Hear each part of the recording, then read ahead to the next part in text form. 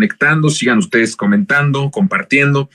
Hoy quiero compartirles algo que ya habíamos hablado, ¿se acuerdan? De nuestro monólogo de la semana pasada con respecto a que las Fuerzas Armadas, que con estas Fuerzas Armadas AMLO se blindó de traición de muchas personas, de las propias instituciones que estaban creadas y que estaban en toda su estructura para robar, para continuar con el régimen salinista neoliberal. No puedes cambiar el ADN del Estado en 4 años, 5 años, 6 años, en un sexenio no se puede cambiar el ADN de toda una estructura de gobierno, de todo un sistema que tenía gran poder, porque era un sistema creado por las transnacionales extranjeras, obviamente, sobre todo estadounidenses, pero hay mucho canadiense, porque se olvida uno que la mayor parte, que ni en la colonia,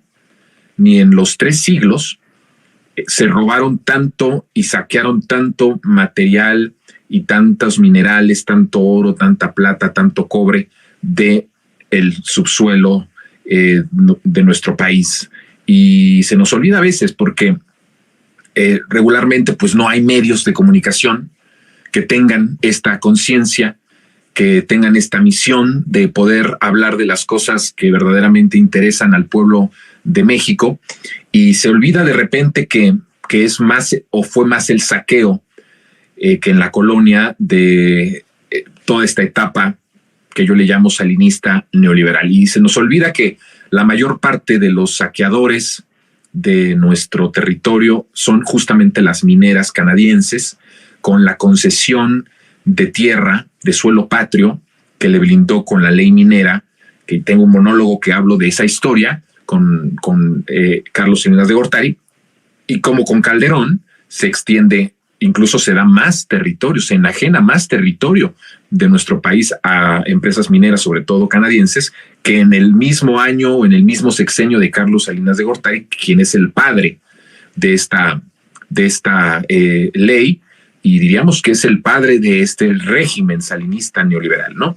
Entonces se nos olvida, pero miren, era tan poderoso y era tan fuerte este sistema, este régimen, que tenía todo el apoyo de Estados Unidos, que también perdemos de repente la vista de que Estados Unidos ha jugado un papel totalmente determinante en la desgracia nacional. Ellos son parte de esa causa también. No solamente no es personal, pero imagínense si es la causa de tantas tragedias a nivel mundial, incluso en otros continentes, pues cuánto más no en México, que compartimos una frontera amplia, por decirlo poco, ¿verdad? Y entonces, pues obviamente muchos intereses. Entonces había Estados Unidos, todas las empresas extranjeras, lo que yo llamo esta oligarquía transnacional, y échenle la propia mexicana, que se creó en el salinismo, con los medios de comunicación, con el crimen organizado desde el 2006, de manera muy potente, y los potentados, ¿no? que crearon todo este sistema. Entonces, imagínense desterrar toda esta estructura que tenía tanto poder, incluso del extranjero, motivado de hecho por el extranjero. El plan salinista, que fue un proyecto transeccional que termina en 2018, justamente es un plan que lleva la directriz extranjera, lleva la directriz de Estados Unidos en muchos sentidos. Y entonces, pues llegar a un gobierno y querer transformarlo con todo esta estructura, este ADN ha hecho en todos estos 5 años un papel pues casi inhumano, ¿verdad? Casi más bien sobrehumano en materia de contundencia de las decisiones de la transformación, pero sigue siendo humano. No podía conocer y no podía saber todo lo que estaba sucediendo, todo lo que estaba en las propias estructuras de gobierno. Por supuesto que advertía que la corrupción era el mal del país, pero no es lo mismo verlo desde fuera que estar adentro, ¿no? Entonces yo comentaba que que tal vez en esa tarde, cuando se queda solo en Palacio Nacional, cuando se acaba todo el clamor popular de felicidad, porque nos llenó de felicidad el que Andrés Manuel fuera presidente de México, nos sentíamos orgullosos e incluso lo tomamos como una victoria personal, que de hecho es más personal que nada, ¿verdad? No fue una victoria de López Obrador, fue una victoria de todos nosotros. Fue tanta la alegría que pudimos justamente tener esa conciencia de que no significaba solo un triunfo de una persona en la que creíamos, en la que había despertado la esperanza del país durante mucho tiempo, sino que asumimos que ese triunfo era nuestro, porque por nosotros había llegado allá la presidencia. Entonces tomamos el triunfo de López Obrador como de forma muy personal. Por eso cuando de repente hablaba yo con amigos, colegas que no militan en la transformación, ellos me decían que era tanta mi alegría como si hubiese sido yo mismo o un familiar, y dije, yo creo que es tal cual lo dices, es como algo, como si hubiese sido un familiar, como si hubiese sido algo personal este triunfo, porque por primera vez estábamos teniendo un matrimonio entre el gobierno y el pueblo, cosa que no sucedió en mucho tiempo. Yo diría que el último gran matrimonio del pueblo con el gobierno fue en el periodo del general Lázaro Cárdenas, que sin duda alguna es uno de los sexenios más hermosos del país. El presidente dice que el mejor presidente es Benito Juárez. Bueno, la historia, ¿no? Por toda la historia, la reforma, todo lo que conlleva y todo lo que significa. Uno empiezas una relación o inédito que el presidente enamorado y de repente, pues antier fue 70, una cosa impresionante, ¿no? Desbordante. Entonces el presidente, pues con todo y que es una persona con un líder extraordinario, no podía conocer del todo la situación que había en el país de manera profunda. Conocía, por supuesto, los sentimientos de la gente, pero no conocía desde la institucionalidad del gobierno cuáles eran los retos. Sabía que iba a ser muy grande, pero el presidente ha dicho en varias ocasiones, vuelvo a repetir, que encontró las cosas mucho peor de lo que pensó. Y esto no es un error de López Obrador, simple y sencillamente no podía conocer qué estaba pasando al interior del gobierno. Entonces, cuando llega y ve toda esta estructura, yo he dicho que se encuentra en un momento que podríamos decir como atrapado en una trampa que había. Fíjense que esta trampa la había planeado muy bien el régimen salinista neoliberal. Yo les conté hace que la reforma política que hace Carlos Salinas de Gortari en los primeros meses de su gobierno, de su gobierno ilegítimo, por supuesto, es una de las cosas con las que nos vamos vislumbrando que tenían muchos seguros el régimen para que llegado el momento se impidiera el paso de una transformación, o bien, si llegara esa transformación, pues evitar que tuviera un efecto en todos los intereses de los potentados y de lo que significaba el régimen, de todo ese régimen que se fue armando y se fue construyendo desde 1988. Uno de esos acontecimientos fue que esta reforma política, con un afán mediático de decir que el PRI había sido el que impulsaba una reforma en donde las decisiones constitucionales ya no podían tomarse por un solo partido y tenía que tener ciertos números de lo que se llama ahora la mayoría calificada, y que ya un solo partido por sí solo, por muy poderoso que fuera como el PRI en ese momento en pleno salinismo, pudiera cambiar la Constitución, y entonces crea la reforma política que pone seguros para que los partidos no puedan reformar la Constitución. Y entonces uno dice, bueno, pues eso es una propuesta hasta democrática, ¿no? Es una propuesta hasta, digamos, demócrata por parte de los salinistas.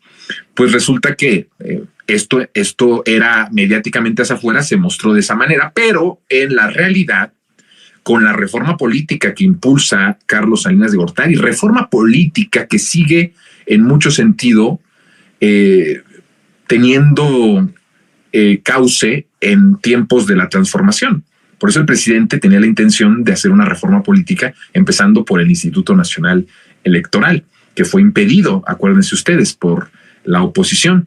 Entonces, bueno, llega esta reforma que todo el mundo dice, pues es hasta demócrata. De esto de lo demócrata, la verdad, les puedo decir que se encargaron muchísimo los medios de comunicación y los intelectuales del salinismo, que son los mismos intelectuales de la derecha que hoy siguen teniendo vigencia, porque no han muerto, siguen vivos, ya están, cada vez son más decrépitos. Y no lo digo en función de la edad, sino en la cuestión de la mente y de la visión de país. En ese sentido lo digo. Cada vez son más decrépitos en ese sentido, pero siguen vivos. De eso se encargaron ellos, de que se exaltara esa reforma política como una cosa inédita por parte del priismo, de democratizar, de abrir la posibilidad a la pluralidad de las ideas y a la discusión plural en el Congreso. Y eso fue el engaño de lo que se encargaron los medios de comunicación y los intelectuales. Y entonces, eso fue lo que hacia afuera se nos decía, pero hacia adentro lo que sucedió con esta reforma política fue el nacimiento real de lo que hoy conocemos como PRIAN, que ya es un PRIAN con los chuchorrateros, no más los chuchorrateros, pero que siempre fue el PRIAN, porque el PRD se suma en el Pacto por México. Y eso sucede en el sexenio de Peña Nieto.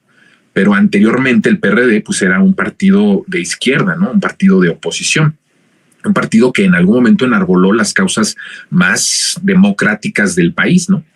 Con el ingeniero Cárdenas y por supuesto con Andrés Manuel López Obrador, que fue en realidad el líder que le da la relevancia nacional al PRD, poniéndolo como primera fuerza política en más de una ocasión en el Congreso, y en el 2006 pues nada más y nada menos que ganando la presidencia de la República.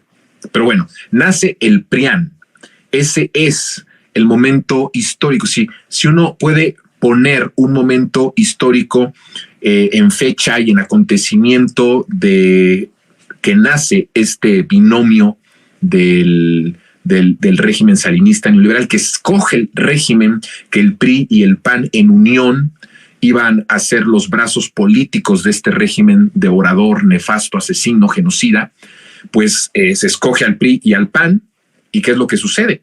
Que la reforma política es en realidad el matrimonio de el PAN y el PRI. Y a partir de esa ley en la que el PRI decía, y los intelectuales y los medios de comunicación nos vendían la idea de que había llegado la democracia, al menos en la parte de el Congreso, porque ya el PRI no iba a tomar las decisiones por sí solo, ya no iba a mayoritear a los otros partidos o a las otras expresiones, que en ese momento ya había varias expresiones pequeñas, pero importantes. Bueno, sin duda lo que después sería el PRD, pero otros partidos, el Partido Comunista y otras expresiones más,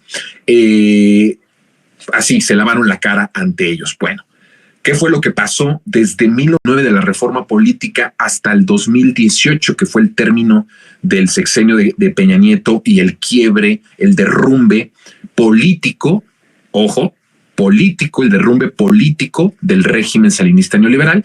Pues que de esa fecha al 2018, todas las reformas para saquear, todas las reformas que protegían la corrupción, que protegían los privilegios, que saqueaban, que era en contra del pueblo, en contra de las mayorías, fueron aprobadas por PRI y por PAN. Todas.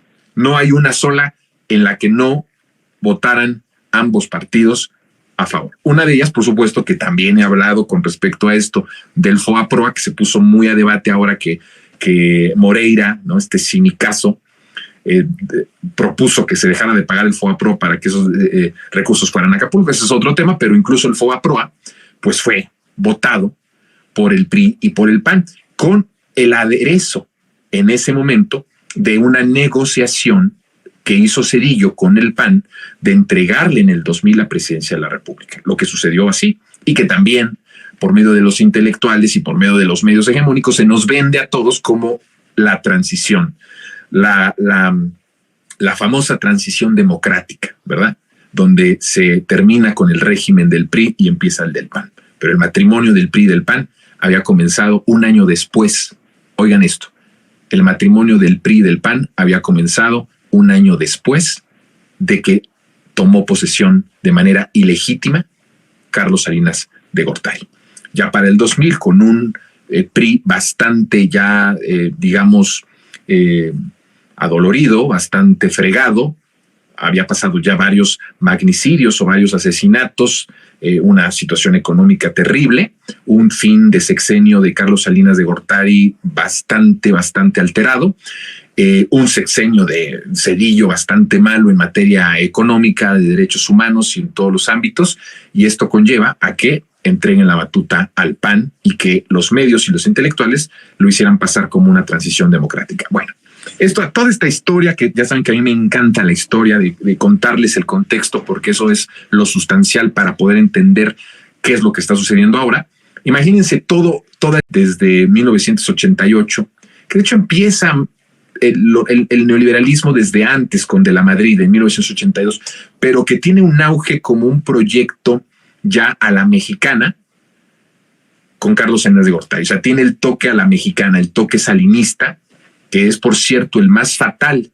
No es el sistema neoliberal el que lleva a México a la desgracia en la que recibió Andrés Manuel el país en 2018. Fíjense qué cuestión y qué importante es esto. No, quien lleva a la ruina, al desplome como país, a la destrucción del país en 2018, después de 30 y tantos años de ese sistema, no fue el neoliberalismo, fue el salinismo. Es muy importante esto. Desde luego, esta no es una defensa del neoliberalismo. Al contrario, es que el neoliberalismo tenía además una de las cosas más maravillosas en cuestión política, porque podía mutar en cada país de acuerdo a la necesidad de cada país y hacerlo aún más potencialmente más dañino y más rapaz para los pueblos de cada nación en donde este sistema se empezó a imponer. La desgracia nacional en nuestro país fue en esa fórmula, por decirlo así, si lo hablamos como fórmulas químicas, no fue tanto el neoliberalismo, sino el salinismo. Y entonces ahí llega el presidente y se da cuenta de esta estructura y entonces dice, bueno, nos va a costar mucho trabajo que a través de las instituciones que estaban establecidas, que yo ya había dicho que eran instituciones, muchas de ellas, no todas, pero una gran mayoría de ellas, Andrés Manuel las había mandado cuando dijo sus instituciones. Cuando está hablando de sus instituciones, estaba hablando de esas instituciones neoliberales que se fueron creando para empoderar cada vez más al régimen salinista neoliberal, utilizando, por cierto, la bandera muchas veces de los derechos humanos, la bandera del que se tenía que tener más, digamos, transparencia, ¿no? Cada uno de estos órganos autónomos es una creación del salinismo neoliberal y la intención era, pues, obviamente, afianzar y legitimar un régimen depredador, corrupto, asesino, ladrón. Y entonces, cuando llega Andrés Manuel y ve esta estructura, pues dice, no voy a poder transformar tan rápido con estas instituciones. ¿Qué es lo que tengo que hacer? Vamos a utilizar el ejército, pero yo hablo de la utilización del ejército en un plan maestro de López Obrador, en donde también conocía la situación del ejército, sabía el nivel de exposición a nivel nacional que había tenido, los casos y las denuncias tan fuertes de acontecimientos y de hechos en contra de la población civil, por supuesto, porque el plan de Felipe Calderón en 2006 era el exterminio social, que yo ya lo he explicado. Y entonces ve que hay una complicación por parte del ejército, pero por otro lado ve que no hay otra solución para la seguridad pública que el propio ejército. Y entonces vea además esta parte institucional para poder transformar al país que estaba en manos del régimen completamente. El ADN era completo y yo les puedo decir que todavía hay instituciones hoy en la 4T que no solamente tienen personajes de ese salinismo neoliberal, sino que además siguen teniendo ese ADN que no se ha podido desterrar. Ese es un proceso. La transformación es un proceso. La transformación de un país como el nuestro, con tanto daño que se le hizo con este régimen salinista neoliberal, es un proceso de todos los días, no es un proceso definitivo que llega, se establece y cambia las cosas. No, la transformación es un proceso que todos los días se tiene que echar a andar. Todos los días se impulsa, todos los días se defiende, todos los días se tiene que profundizar. Entonces, Andrés entiende que es un proceso y de tal forma que dice, no puedo solo con las instituciones, vamos a impulsarlas, vamos a cambiarlas, vamos a reformarlas, pero necesitamos ese plan B. Y entonces utiliza el ejército para crear bienestar. De eso hablé en los dos monólogos de la semana pasada. Ahora, quiero centrarme en la parte de la seguridad, que yo ya he hablado de la seguridad, de cómo está el país. Bueno, pues también, cuando llega el presidente, en esta trampa, vuelvo a la parte de la trampa que ahí me perdí un poco por otros datos que le di, pero bueno, volviendo a la trampa, pues sí, el régimen estaba creado para entrampar a quien llegara a querer cambiar las cosas. Miren, yo hace ya muchos años, que no les gusta a muchos que hable de mi vida, pero sí quisiera, porque creo que podemos ilustrar un poco más todo a escala muy mínima, pero lo podemos entender y seguramente ustedes en algún momento se identificarán con lo que yo les cuento. Hace muchos años yo era subgerente de un cine, cuando todavía existían los cines Lumière. Aquí en la Ciudad de México existía una cadena de cinemas Lumière. Por cierto que ahí conocí al actual secretario de Hacienda, Rogelio Ramírez de la O. Ahí conocí a Rogelio y pude platicar con él, yo de muy joven, obviamente, y cuando era subgerente de ese Lumière. Y me acuerdo que cuando llegué había un montón de robo de parte de los trabajadores. En la dulcería, en la bodega, había un montón de cosas de robo, había pérdidas muy fuertes para el cine. Y me acuerdo muchísimo que pues yo como subgerente empecé a pedirle a la gerencia, a los supervisores de los cines, que me dieran la información, qué es lo que está pasando, ver cifras, ver qué es lo que estaba pasando, en dónde había pérdidas, y empecé a identificar qué era lo que estaba sucediendo, ¿no? Y entonces, pues era un relajo. Todo el mundo tenía acceso a la bodega, todo el mundo podía sacar ahí sin tener un control de inventario, qué es lo que sale, qué es lo que entra. Y entonces empezamos a poner el orden y empecé, me acuerdo muchísimo, a despedir a las personas. Yo tenía una idea: si estas personas estaban robando y entonces se les cachaba y de repente les decían, no, pues ahora con tu salario tienes que pagar lo que robaste, pero en el lapso de que iban pagando lo que robaron hace un mes, volvían a robar en esa semana, y entonces era una cadena y un círculo vicioso. Entonces dije, no, el problema es que está de raíz, hay que correrlos, hay que despedirlos, indemnizarlos, lo que proceda con el departamento jurídico y empezar de nuevo. Y entonces empezamos a hacer un montón de cosas, a tener un control de la bodega verdaderamente importante, porque en esa bodega entraba pues la dulcería, ¿no? Que además el negocio de los cines, hasta donde yo supe cuando era subgerente de ese Lumière, no sé ahora, era la dulcería, que eran un chicle te costaba 40 pesos, afuera te puede costar a 10 pesos, adentro era más de 40 pesos, y así las bebidas, los chocolates, las palomitas, todo a sobreprecio. El gran negocio de ese Lumière, al menos, era la dulcería,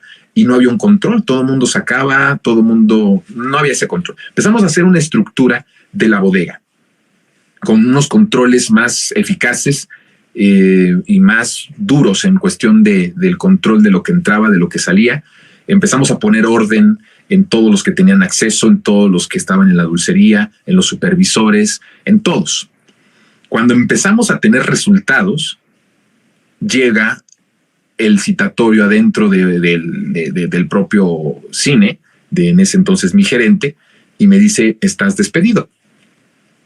Y entonces, pues, asombrado yo de que ya les había hecho yo una organización bastante buena para el control, incluso con un sistema en internet, bueno, en computadora, para saber todo lo que entraba y lo que salía, que no tenían de manera impresionante, y por eso eran unas pérdidas tras pérdidas, y llegó y me elimina.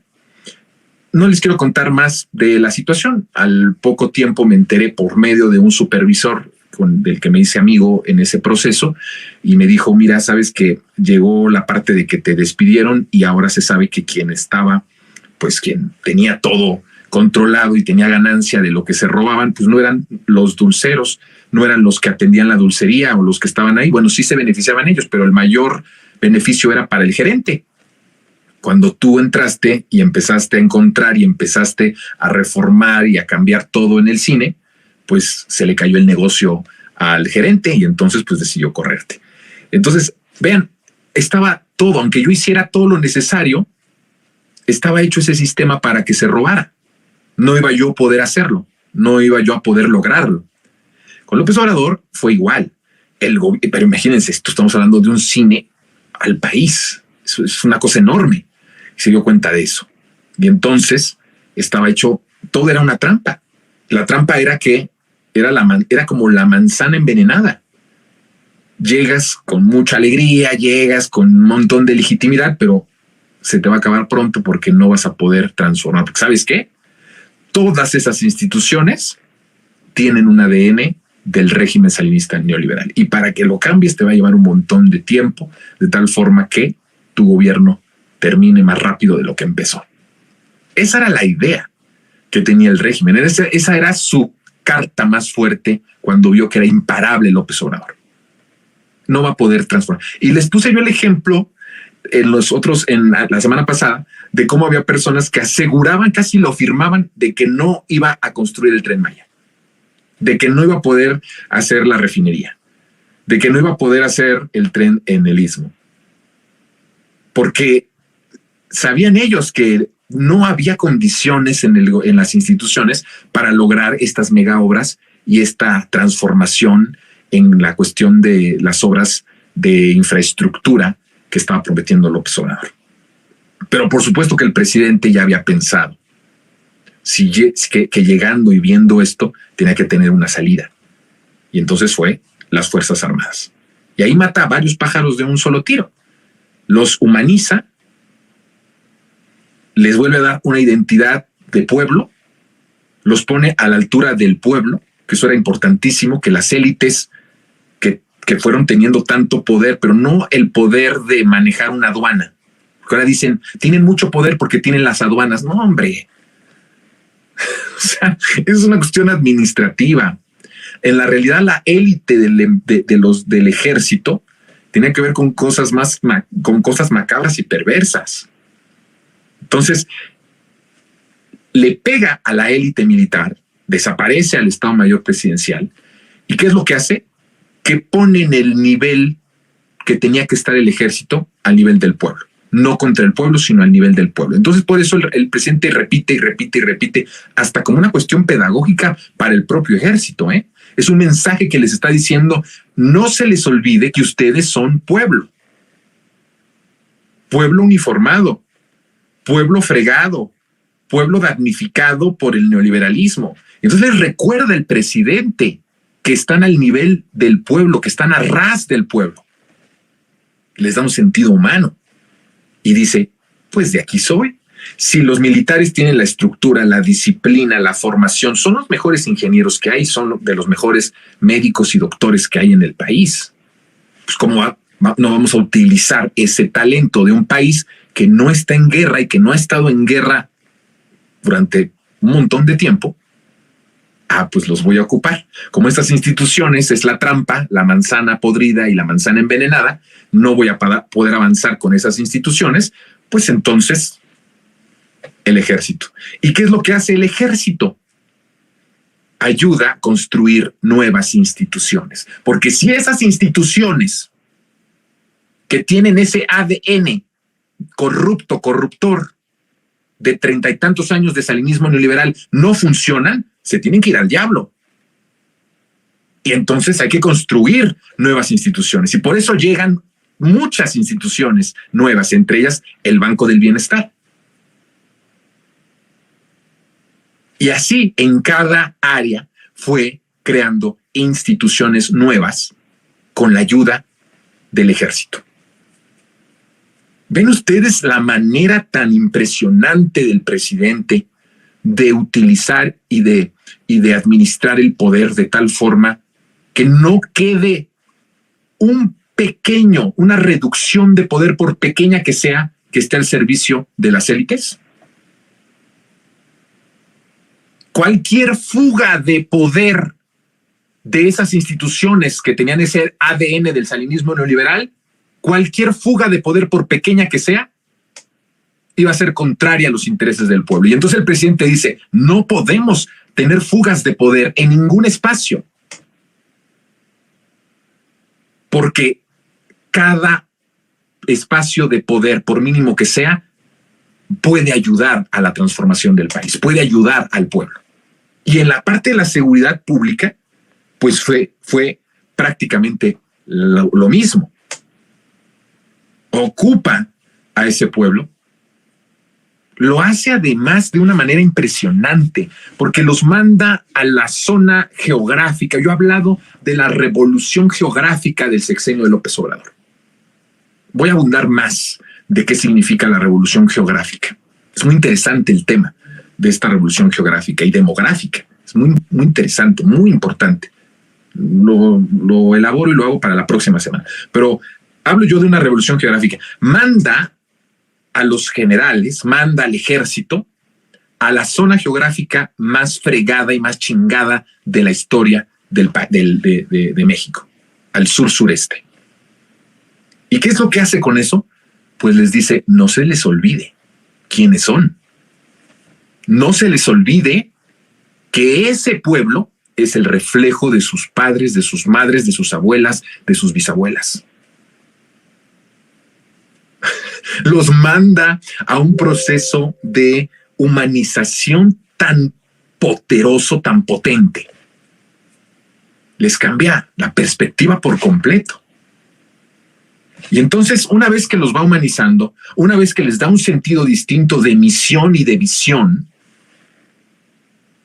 opta por que sean las Fuerzas Armadas las que operativamente y administrativamente lleven el control de una Guardia Nacional. Porque además, el ejemplo inmediato de una Guardia Civil en este país, de una Policía Civil en este país, era la Policía Federal. La policía del narcotraficante de García Luna y del jefe criminal del país, en ese momento Felipe Calderón. Es una referencia inmediata bastante poderosa como para decir, va, se lo dejo a manos de la Secretaría de Seguridad Pública. ¿Y cuáles son lo que estamos viendo? ¿Qué es lo que ha estado pasando? Escuchen esto. En todo el tiempo que este país ha intentado, por farsa o por plan, tener una mejor policía municipal, una mejor policía estatal, que además la mejor policía estatal, por cierto, es la de la Ciudad de México, que empezó con López Obrador.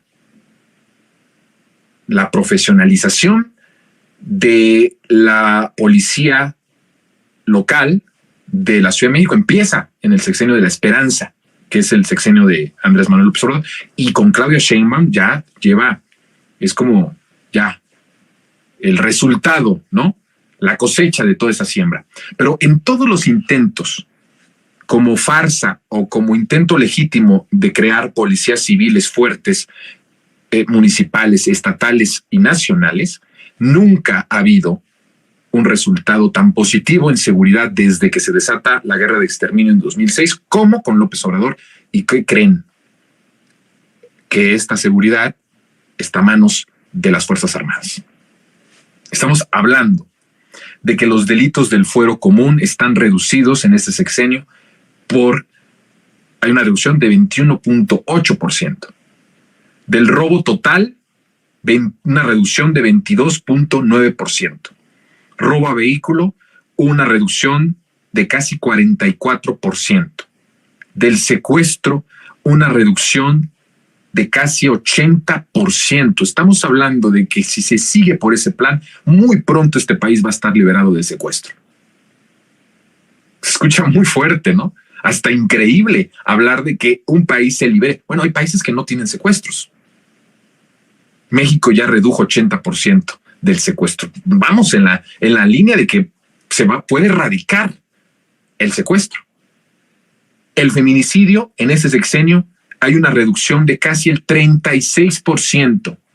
Esto estamos hablando de los delitos del fuero común, pero en la cuestión de la disminución de los delitos del Fuero Federal, hay en promedio una reducción de todos del 24.3%. Estamos hablando de casi una reducción de 40% en contrabando de personas, de 27% en delitos financieros, una reducción del 22% en delitos de la delincuencia organizada y una reducción de 2.4% en delitos cometidos por servidores públicos. Estamos hablando de que tenemos en variación de violencia en comparación con los otros sexenios la reducción más grande desde que se desata el infierno con Felipe Calderón. Hay una variación en cuestión de homicidios a la baja de menos 18% y el presidente ha anunciado que la meta para el fin de su sexenio es por lo menos 20% de reducción. Cuando tienes un nivel disparado en el sexenio de Calderón de incremento de casi el 193% en homicidio doloso y después de ese subidón, continúa otro más arriba con Peña Nieto que lo aumenta 59% más. El que el presidente hoy esté bajándolo casi al 20% es que hay resultados esperanzadores que muestran que México va rumbo a la pacificación. Todos los indicadores de duelo de delitos del fuero común y de delitos del fuero federal hablan de que México va en la ruta de la pacificación. ¿Y quién ha logrado eso? No la Policía Federal, del narcotraficante o de los narcotraficantes de García Luna y de Calderón. No la Gendarmería que existió en algún momento, no por las policías municipales ni las estatales, no, por la Guardia Nacional que está adjunta a la Sedena, por las Fuerzas Armadas. Este hombre no solamente crea nuevas instituciones, cambia el sentido de las instituciones, les da una nueva misión, sino que además les resulta. Porque todas esas instituciones que está creando, todo por lo que utilizó al ejército para crear bienestar en este país, está resultando. Rescatamos a 10 millones de mexicanas y mexicanos de la pobreza y redujimos la violencia de los homicidios dolosos en casi 20%. Esa es la transformación. Sin las Fuerzas Armadas, perdonen, que lo diga, perdonen a todas y a todos los que de manera incluso legítima tienen reservas con las Fuerzas Armadas. Estamos hablando de hechos contundentes, incluso de percepción de seguridad. Esta es la cifra más baja con López Obrador desde que existe la medición del INEGI de la percepción de inseguridad en el país. Vamos por la ruta, clara ruta de la pacificación. ¿Y cómo se logró? Con las Fuerzas Armadas. No hay de otra, ahí está. Hay retos, quiero hablarles, no sé si esta semana, de los retos y de lo que sí preocupa a las Fuerzas Armadas. Eso lo podemos hablar en otro momento, que es muy importante para que se siga alargando estos monólogos.